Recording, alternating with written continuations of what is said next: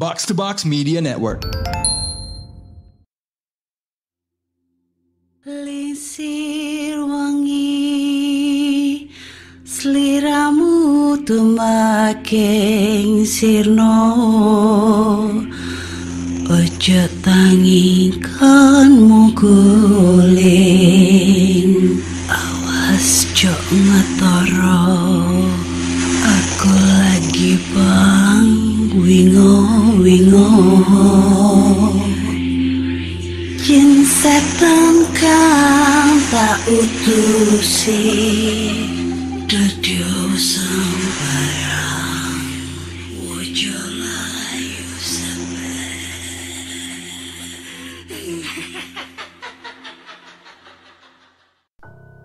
Hai Rek, iya apa kabare? Ketemu lagi dengan aku si Ana di podcast kisah horor. Dan kita bertemu di episode 309. Dan di episode kali ini aku akan bacakan cerita horor ataupun email berhantu yang sudah dikirimkan teman-teman melalui podcast kisah horor@gmail.com atau di Instagram podcast kisah horor serta Google Form yang linknya tersedia di bio Instagram podcast kisah horor. Pada nungguinnya kemarin ya. Kok menit 52 kepotong kak? Itu udah capek tahu bacanya. Jadinya kepotong guys ya.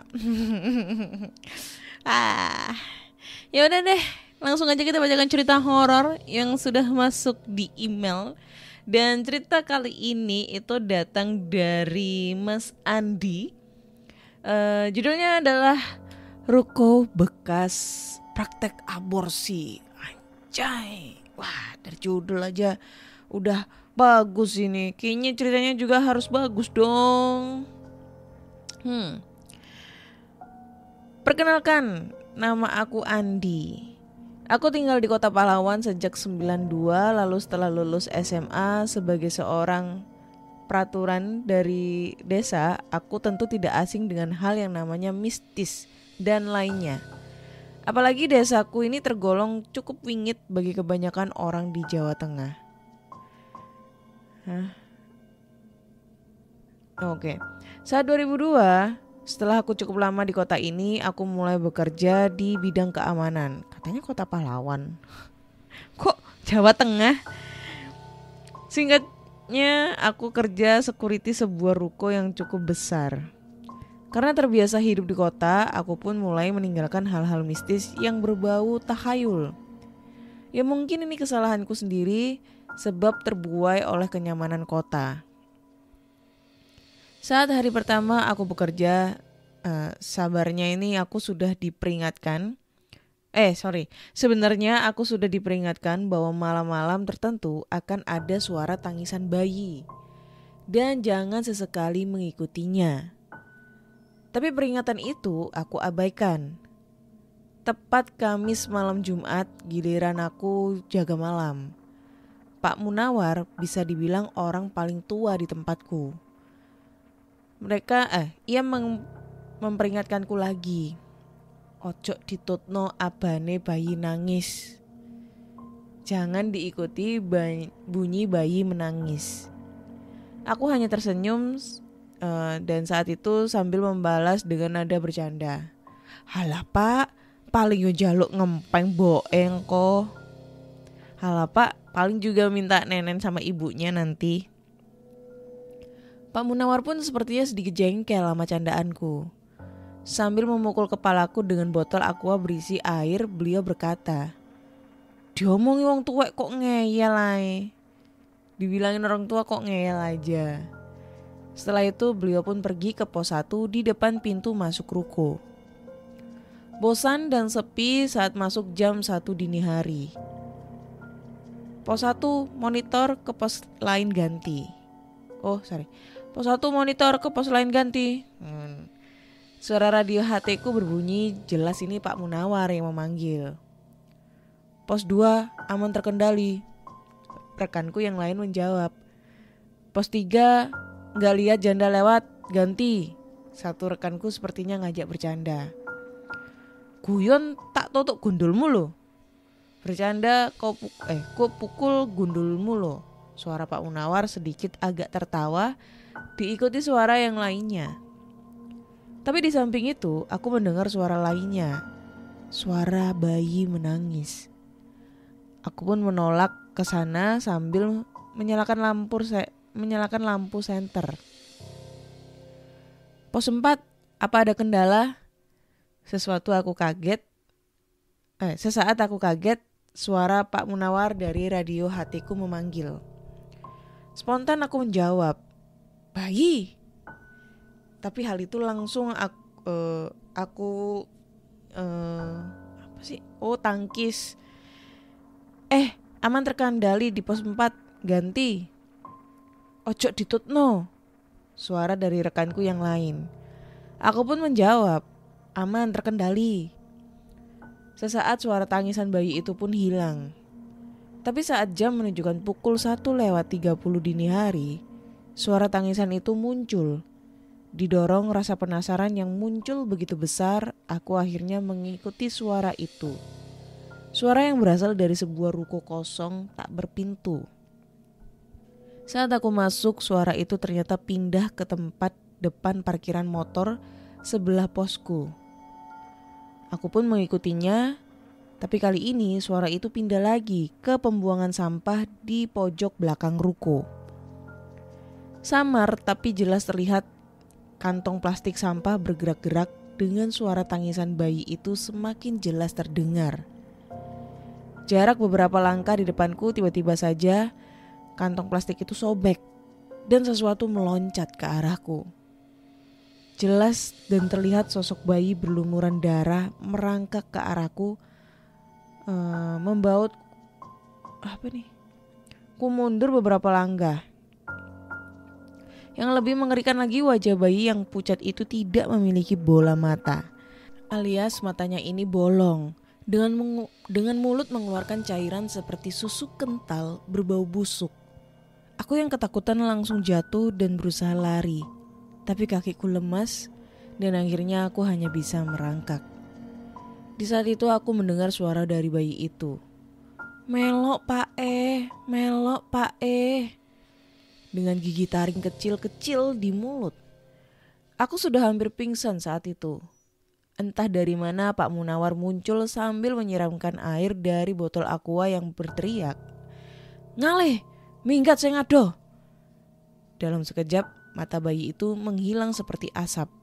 Dalam sekejap mata bayi itu hilang seperti asap. Pak Munawar membopongku ke pos 1 tempatnya untuk berjaga-jaga. Awakmu lek wis tak omongi sih, ojo ditutno. Bentak Pak Munawar ke aku. Akhirnya Pak Munawar menjelaskan kalau satu ruko yang tanpa pintu itu dulu adalah praktek dokter aborsi ilegal dan diamuk massa. Lalu bayi-bayi aborsi dulunya itu dikubur di tempat pembuangan sampah tersebut. Pada malam-malam tertentu akan ada suara tangisan bayi. Malam itu memberiku pelajaran yang sangat berharga dalam hidupku. Oke. Thank you buat ceritanya Mas ini. Wah, ceritanya ini sebenarnya bagus ya. Tapi gue agak sedikit atau gue pedes ya. Tanda bacanya coy. Tidak beraturan ya. Bagus banget sebenarnya. Pengalaman horor dari Mas Andi diganggu bayi. Yang usut punya usut, bayinya ini adalah korban aborsi ya. Aduh, mak-mak zaman now itu ya. Udahlah dek, kalau nggak mau kebobolan itu pakai kondom gitu loh. Kalau udah nggak mau beresiko, nggak usah pacaran yang pakai begitu-begituan. Pacaran sehat aja, ya. Aduh, anak zaman sekarang itu ini ya. Aku tuh ngeliat tuh anak zaman sekarang tuh miris-miris gitu, suka dengan SD tuh pada pacar-pacaran. Kayak kemarin tuh ada kasus bullying SMP apa SD aku lupa tuh, sampai ke lehernya dipiting itu. Aduh sumpah itu otaknya tuh dari taruh mana sumpah. Anak SD sekarang itu pokoknya anak sekarang itu kalau udah dicekokin HP, apalagi dengan tontonan-tontonan yang tidak sesuai dengan usianya, itu bakal merusak moral dan pikirannya gitu guys. podcast gue kok jadi malah podcast ini ya, nasehat wanjay. Ruko bekas aborsi. Yang menjadi pertanyaan adalah tadi bilangnya di jalan dia hidup di Kota Pahlawan, lalu habis itu di Jawa Tengah. Nah, aneh sekali kan ya, dari Jawa Tengah ke dari Pahlawan ke Jawa Tengah, Jawa Timur ke Jawa Tengah, Surabaya ke Jawa Tengah, jauh banget. Gitu kan. Jadi ini ceritanya di mana Mas Andi? Di Surabaya apa di Jawa Tengah? Nah, kalau Jawa Tengah, kalau semisalnya ini emang rukonya ini terkenal, pasti orang-orang Jawa Tengah ini tahu ya. Cuma kan Jawa Tengah itu kan luas banget ya. Jadi kita nggak tahu nih di daerah mana, di Semarang kah, di Sragen kah, di Pati kah, atau di mana kayak gitu. Kalau di Surabaya ini ada sebenarnya, dan aku udah pernah explore di situ di rumah Dr. Edward. Kalau kalian pernah tahu kasusnya itu tahun sekitar 2000-an itu, Dr. Edward itu ditangkap karena sudah melakukan aborsi sebanyak 2000 janin yang konon jenazah dari bayi-bayinya itu dikubur di rumahnya sendiri. Dan emang rumahnya tuh gede banget, gede kalau kalian tahu ya.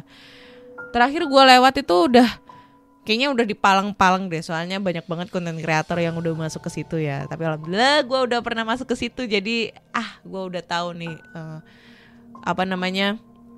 bentuknya di dalam itu kayak gimana. Nah kalau kalian penasaran, kalian bisa cek aja di video YouTube aku, rumah aborsi Dr. Edward itu. Oke, lanjut ke cerita berikutnya. Dan cerita kedua ini datang dari Sahid loh. Judulnya adalah Gara-gara Darah Haid. Hai Kak Ana, perkenalkan nama aku Sahid. Jadi aku mau bercerita tentang pengalaman horor aku nih. Jadi pada waktu itu di tahun 2014, saya beserta adik, teman, dan juga paman. Adik, teman, dan juga paman. Aduh, lama bacanya coy. Dan satu orang perempuan bernama Fitri. Waktu itu kami disuruh untuk membawa barang-barang dari rumah kosong milik saudara karena ditinggal merantau ke Batam. Selepas sholat Isya, saya dan paman beserta teman-teman dan yang lainnya berangkat. Setelah sampai, kami pun mulai membereskan barang-barang yang mau dibawa. Dan sebagian orang mulai mengangkut barang satu persatu. Waktu itu kami cuma 5 orang. Dan yang kelima adalah Fitri. Yang kelima adalah Fitri, anak dari yang punya rumah. Setelah itu kami pergi ke rumah kosong itu yang ada di kampung sebelah. Setelah sampai, kami pun mulai membereskan barang-barang yang mau kami bawa. Lalu satu persatu barang-barang mulai diangkut. Sekitar jam 11 kurang lebih, ketika saya masuk ke dapur untuk membereskan barang yang ada di dapur, saya dikejutkan dengan suara tangisan seorang wanita. Suara tangisan seperti orang yang sakit hati. Dan kebetulan di belakang dapur itu hutan ya, rimbunan pepohonan termasuk pohon bambu. Suara tangis itu semakin nyaring terdengar. Tiba-tiba kawan saya pada berhamburan ke rumah dan berkata, "Bro, yang nangis itu siapa ya? Apa ada yang sedang berantem?" ujar Nandi. "Alah, palingan itu hewan malam," ujar saya. Lalu paman saya bilang, "Jang, kalau suara hewan bukan begitu," ujar paman. Kami pun terdiam. Beberapa waktu mengamati suara tangisan itu. Dan anehnya, suara tangisan itu mengelilingi rumah yang kami singgahi. Lebih parahnya lagi ketika suara tangisan itu pindah ke atap rumah. Suara itu ditambah dengan suara galak tawa cekikikan. Lalu Fitri pun berhambur dan memegangi lengan saya. "Kak, saya takut." "Itu apaan Kak?" ujar Fitri. "Kamu tenang Fit, dan jangan sampai ada yang kosong pemikirannya," ujar saya. Lalu suara itu berpindah-pindah tempat. Lagi dan lagi, Suara di belakang rumah yang sunyi, sepi, dan tak ada penerangan lampu. Dan suara itu seperti orang yang sedang memukul sesuatu. Lalu setelah suara tangisan itu agak jauh, kami pun bergegas pergi dari rumah itu. FBI, suara tangisan itu mengikuti kami. Fitri yang sedari tadi memegangi lengan saya membuat saya jadi susah untuk melangkah. Kami berjalan melewati jalan setapak. Lalu saya berdiam di tepian jembatan kecil menghadap ke arah suara itu. Lalu saya berdoa kepada Allah, membaca ayat-ayat Al-Quran. Dan suara itu terdengar menjerit dan sekelobetan sosok warna putih lusuh pergi disertai angin. Lalu pas sampai rumah tiba-tiba tetangga saya kerasukan dan berkata, "Aku sedih mau ditinggalin.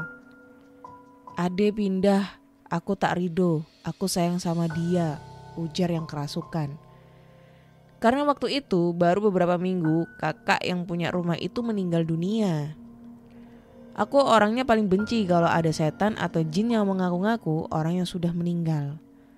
Lalu aku pun membacakan ayat-ayat Al-Quran. Dibacakan ke air putih, lalu dicipratkan dan diminumkan. Seketika itu dia menjerit kesakitan. Sebelum setan itu pergi, dia berkata, darah haid manis," katanya. Lalu saya ancam aja memberanikan diri, padahal hati takut. Sekian dan terima kasih. Semoga kalian selalu dalam lindungan Tuhan Yang Maha Esa. Kalau seru dengan cerita, nanti aku lanjut cerita selanjutnya, Kak. Judulnya tuh cuma darah haid manis gitu doang. Tapi sebenarnya inti dari ceritanya dan judulnya tuh tidak nyambung ya. Ini disambung-sambungin nih, darah haid manis gitu. Emang iya darah haid manis? Nak, til, kuntilanak. Oh, amis tahu goblok. Aku kira itu ya dari ceritanya ini ya. Plot twistnya itu mungkin kenapa ada sosok kuntilanak ini karena ngikutin si Fitri ini nih yang lagi haid atau apa gitu loh. Lah kan darah haid manis gitu kan. Yang haid ini siapa, Cuk? Secara kan katanya setannya kan merasukin ke tetangganya nih. Nah kalau misalnya tetangganya ini kan gak tahu nih cewek apa cowok. Pasti cewek lah ya. Soalnya yang kerasukan nih si kuntilanak nih. Yang rasukin ini kuntilanak nih. Jadi harusnya itu judulnya apa ya? Kuntilanak yang suka dengan penunggu rumah atau apa kayak gitu loh. Darah haid, gara-gara darah haid manis. Gak nyambung ya Mas ya. Tapi ceritanya bagus sih, ya mungkin karena si pemilik rumah ini mau pindah kali ya. Jadi penunggunya ini karena udah kerasan atau apa. Kerasannya kan gak mungkin lah dia suka dengan sosok yang ada di rumah tersebut. Gak mungkin. Mungkin karena udah nyaman nih dengan situasi dan kondisi pemilik rumah tersebut. Terus ditinggalin, merasa kesepian. Ya mungkin kuntilanaknya mau ngikut kali ya. Tapi di saat mau ngikut, dia gak bisa tuh ninggalin rumah itu. Kayak gitu. Ya udah. Jadi kayaknya cukup 2 cerita aja yang udah aku bacakan ya. Sedikit-sedikit dulu aja lah ya ceritanya ya. Kayak menurut kalian gimana nih? Akhir-akhir ini pada saat gua ngomentarin cerita-cerita itu apakah ada yang kurang atau kayak gimana? Nah, kalian bisa langsung aja ketik di komentar kalian ya. Komentar kalian di kolom Spotify atau di Noise gitu. Kurang Kak, komentarinya kurang cas-cis-cus-ces-cos kayak dulu, kurang ceplos-ceplos atau kayak gimana. Nah, gue takutnya kalau ceplos-ceplos ada yang sakit hati lagi, barisan sakit hati para netizen kan. Tapi gue juga sebenarnya kangen kali komentarin kayak dulu-dulu lagi yang apa adanya gitu. Terus gue juga pengen, gue udah sering ya ngomong kayak gini ya. Aku harap kalian gak bosen ya. Jadi gue pengen nyalain YouTube lagi nih. Jadi nanti kalian bisa mampir ke channel YouTube aku ya. Jangan lupa di subscribe, like, komen, dan share. Jangan lupa juga dengerin podcast kisah horor di Spotify. Apple Podcast, Noise, dan platform podcast kesayangan kalian. Kasih bintang 5 untuk podcast kisah horor di Spotify kalau kalian suka dengan podcast kisah horor. Dan juga sawer nih kita semua ya, Mbak Kuntilanak itu lagi butuh baju baru gitu ya. Dia udah bosen dengan daster putih, dia pengennya daster polkadot. Nah, kalau kalian pengen beli ini Mbak Kunti daster polkadot, kalian bisa langsung aja sawer-sawer di link Saweriana. Linknya ini tersedia di Linktree bio Instagram podcast kisah horor. Tinggal klik aja Linktree-nya, terus di situ ada tuh berikan Mbak Kunti daster baru. Nah, langsung klik. Nah, tinggal deh masukin mau berapa nih, mau ngasih nyawer-nyawernya ya. Siapa tahu kayak Kak Jesly kemarin banyak banget sumpah. Kayak gitu-gitu dah ya. Akhirnya saya Ana undur diri dan terima kasih sudah mendengarkan podcast kisah horor. Bye bye.